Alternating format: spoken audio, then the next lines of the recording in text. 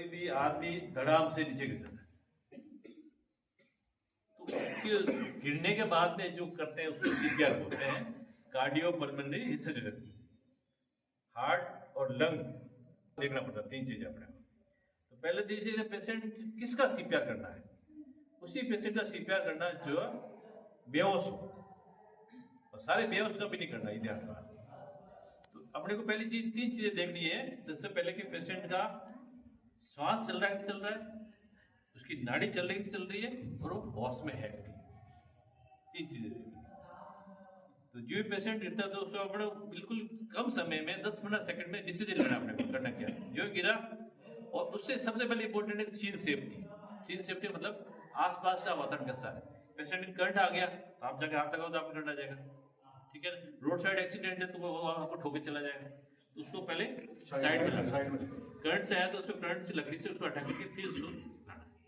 उसके बाद में अपने को सीपीआर शुरू करनी है।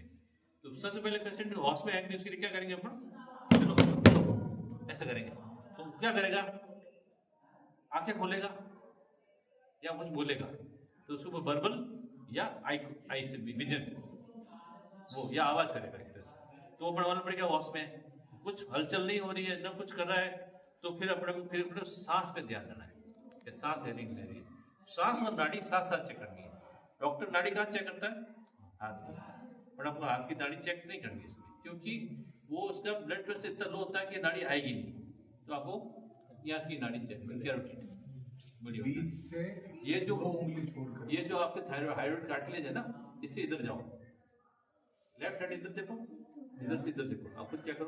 उधर यहाँ से 2 उंगली छोड़ के, ऐसे ऐसे इससे ये सब साइड में यहाँ पे ऐसे इसके पास कुछ कूद रहा है, ऐसे उधर सबको हो रहा है महसूस है? इधर से देखो, इधर अच्छे से देख लो, ये कैरोटिड पल्स है, इसे मालूम पड़ता है। तो यहाँ पे कैसे करोगे आप, 2 सेकंड में जल्दी 5 सेकंड करना है। तो यहाँ पे आपके गर्दन में हाथ लगाया और ऐसे देखना है। ऐसे देखने से क्या होगा कि दाढ़ी में महसूस जाएगी, और फेफड़ा है ना ये मूवमेंट हो रहा है, थोड़ी सी मूवमेंट, तो दोनों चीजें ऑब्जर्व करोगे। ऐसे कोई जाएगा सब ऐसे क्यों होता है, ऐसे देख लो, सांस आ रही है, ऐसे सांस आ रही है, मालूम कहीं बाहर हवा चल रही है या पंखा चल रहा है घर के अंदर है, तो आपको हवा भी महसूस लग जाएगी। तो छाती की मूवमेंट देख लो ऊपर नीचे। तो आपने 3 चीज देख ली, ऐसे ऐसे करके देख लिया, ऐसे करके देख लिया, तो बिल्कुल विदिन 5 सेकंड में सारा काम कर लिया। तो इससे मालूम पड़ेगा कि इसका फेफड़ा ये छाती पर नहीं चल रही, सांस नहीं ले पा रहा है, नाड़ी भी नहीं चल रही और बेहोश भी है। तब आपको वाइट क्लिक पेशेंट के सीपीआर देनी है। तो सीपीआर देने के कहाँ देनी, सीपीआर कैसे देनी है, वो उसका भी नियम हर चीज का। तो आपको पेशेंट को जो ये जीपी स्टोन बोला ना, अपने हाथ लगाओ, कुबली बोलते ना, कुबली, इससे 2 अंगुल ऊपर, 2 अंगुल ये लास्ट में छोड़े, 2 अंगुल ऊपर, यहाँ या फिर निपल के ऊपर। नहीं मालूम बड़े मोटा आदमी है तो उसको खोल दो, उसको ऐसे कर लो। जो निपल है, निपल, ये दोनों निपल है, निपल के सेंटर में यहाँ पे सीपीआर देना है, सेंटर में। तो इसके जैसे जैसे फिर करते हैं, ये एंड हो गया जीपी स्टोन, इसके 2 अंगुल ऊपर, और यहाँ से आपको सीपीआर देना है। सीपीआर कैसे देना है आपको, इसका नियम यह है कि आप ऐसे खड़े, अगर वो पेशेंट बेड पे, तो बेड पे आपको ऐसे ऐसे खड़ा होना है, ऐसे इस तरह से, ठीक है ना। ऐसे खड़े हो गए और हाथ को लॉक करना है, बेड पे भी दे सकते हैं। हाँ बेड पे देना है, मतलब नीचे ऐसा पीछे हाथ सरफेस होनी चाहिए। बेड पे तो बेड पे चढ़ जाओ, अब भाई बेड पे चढ़ किसी तरह से बैठना है। हाँ बैठना है, स्क्रीन वाले पे करोगे तो नहीं होगा। ऐसे बैठ करके आपको सीधा करनी है, जैसे पोजीशन आपको अच्छे लगे ऐसे बैठना, ठीक है ना। ये ऐसे ऊपर उठना, ठीक है ना, ऐसे उठना, ये लॉक कर दिया, और फिर इसके 2 अंगुल देखिए अपने, ये पॉइंट हो गया या निपल के बीच में हो गया पॉइंट, ये हाथ दिया, ये हाथ दिया, ऐसे। इसमें आपको 30 बार करना है, 30 बार दबाना है इसको। 30 बार दबाना माने 2 बार मुंह से सांस लेना है, ठीक है ना। ये अच्छा, ये जो आप गिनते हो ना सांस देने वाला, ये आपको 10 सेकंड 5-10 सेकंड में देखना चाहिए, ज्यादा टाइम लगाना है। 5 1 2 3 4 5 6 7 10 नहीं हुआ, इसको आपको देखना है 1001 1002 1003 1004 1005 1006 1007 1008 1009 1010, तब आपका 10 सेकंड पर होगा। लॉन्ग नहीं करना है, शॉर्ट में करना है, जल्दी में देखना है। वो 1 2 3 4 से बहुत जल्दी हो जाएगा।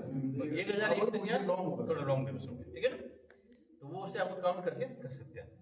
फिर सीपीआर देने के लिए पोजिशन आपको मालूम पड़ेगी 2 आंगुल ऊपर या निपल के बीच, हाथ का स्लो करना, कोने से नहीं रखना, पोजिशन यहाँ से जाएगा कंधों से, ठीक है ना। तो यहाँ आपको 30 बार करना है। कैसे करोगे आप? और 1 2 3 4 5 6 7 8 9 10 13, 14, 15, 16, 17, 18, 19, 20, 21, 22, 23, 24, 25, 26, 27, 28, 30 कर दिया। फिर आप हेल्प करना, हेल्प के लिए पहले बोल देना, हेल्प के लिए आ जाएगा, 108 को फोन कर दो, तब तक 108 मिनट आ जाएगी। फिर जेब से रुमाल निकाला, रुमाल निकाल के इसके मुंह पे रखा, फिर आपको चिन लिफ्ट करना, हेड टिल्ट करना,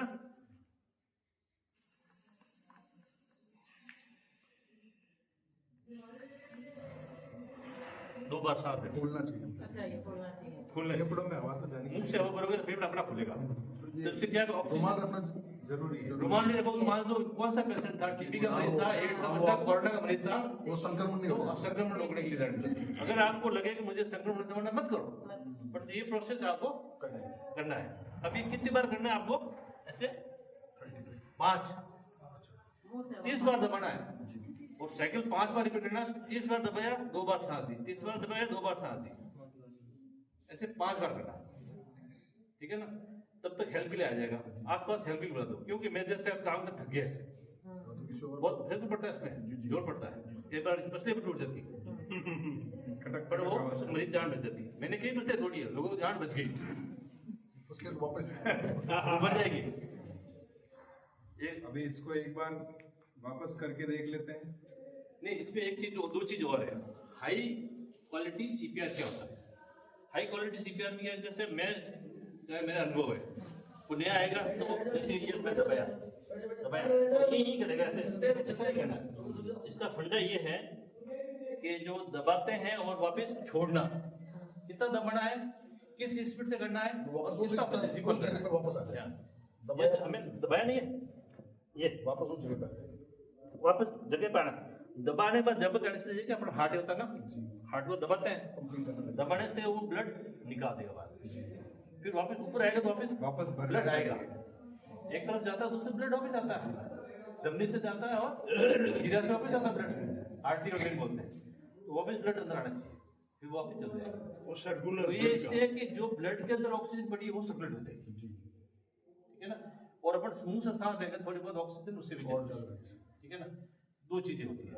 तो दबाना कितना है अपने को? दबाना है 5 से 6 सेंटीमीटर या 2.4 इंच दबाना जितना हो गया। स्पीड क्या रहेगी? 100 to 120 पर मिनट। ये क्वेश्चन पूछते हैं सीपीआर के एमसीक्यू में। तो 2.4 इंच या 5 से 6 सेंटीमीटर दबाना है, और रिकॉइल पूरा होना चाहिए, चिता आना चाहिए वापस, यूनिक नीचे दबाते रहे। 3 चीजें हो गई, ठीक है। और ये यहाँ से 2 आंगुलों पर या निपल के बीच, इस तरह से इसमें।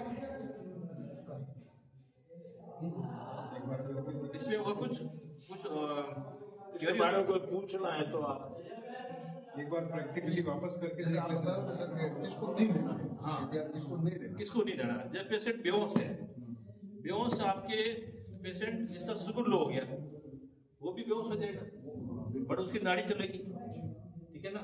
तो वो ध्यान देना जरूरी है।